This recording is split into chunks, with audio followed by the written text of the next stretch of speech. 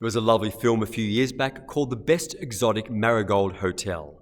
And in it, Dev Patel plays an entrepreneurial young man who reopens a run-down old hotel called the Marigold in India and tries to make a go of it. And as he enthusiastically welcomes his new guests, he says, "We have a saying here at the Best Exotic Marigold Hotel.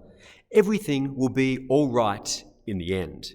If everything is not all right, it is not yet the end." And while that's a very quirky, optimistic approach to customer service, it's also a great statement of our Christian life. Everything will be all right in the end. If everything is not all right, it is not yet the end. This is the good news of Easter. Jesus died on the cross. He offered himself as a sacrifice for all humanity, and in doing so, he saved the world from sin. But Jesus' death was not all right, but it was not yet the end. God had other plans for Jesus.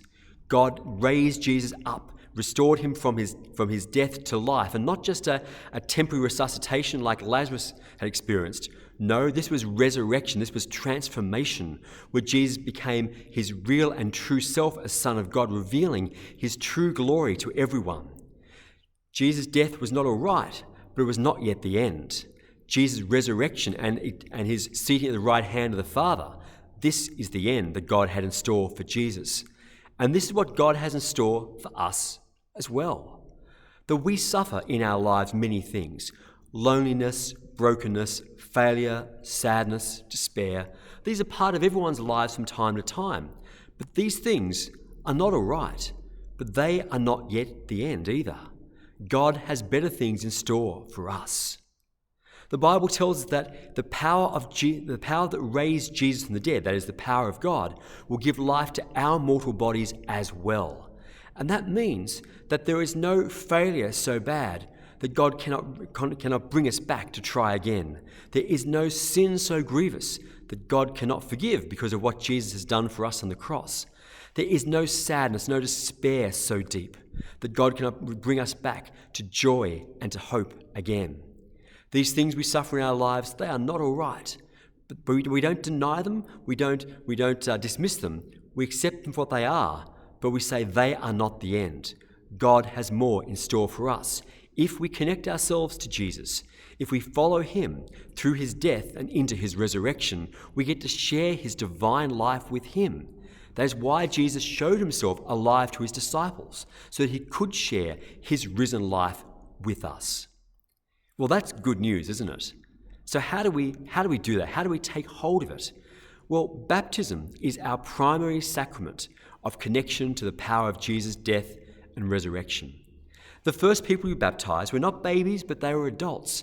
Soon after, we're not quite sure when, but soon after Jesus' resurrection, we think, the disciples began to preach. And we hear it in the book of Acts on that first Pentecost, that Peter preached, and thousands of people said, "What must we do?" And Peter said, "Repent and be baptized for the forgiveness of sin." And so these adults were plunged underwater as a sign of drowning and dying and saying, "I share in Jesus' death on the cross. I go with him into death." They'd be pulled up out of the water to say, "I'm alive again. I share in Jesus' resurrection." And so baptism, from that very earliest time of the church, became the way in which we are fundamentally and permanently connected to the power of Jesus' death and resurrection. So the power of love overcoming hate, the power of forgiveness overcoming sin, the power of life overcoming death, the power of joy and hope overcoming sadness and despair becomes the pattern of our life. It is what we call the Paschal mystery, God's life working within us. And this weekend, this Easter, we are so excited that 4 adults will be baptized in our Easter vigil. Lisa, Alexander, Reese, and Ken will be baptized in the middle of Mass to show as the perfect time for them to be immersed into the power of Jesus' death and the power of his resurrection. Lisa's 3 children will also be baptized. And so this is a sign to us, for us to renew our connection to Jesus' death and resurrection as well. Indeed, every time we even bless ourselves with holy water coming to the church, that's the water of baptism. It's our recommitment, our reconnection to say, "Jesus, you died on the cross for me, but death is not the end. I share in your risen life." Every time we come to the Eucharist, which we will do at Easter, of course, and every Sunday we come, it is our participation also in Jesus' sacrifice, which he prefigured at the Last Supper before the cross, and therefore also is our way of entering into Jesus' death to share in his resurrection. This is the good news of Easter. This is God's power of life overcoming death, love overcoming hate and fear, forgiveness overcoming sin, and joy and hope overcoming failure and sadness and despair. This is the good news of Easter. So happy Easter to you.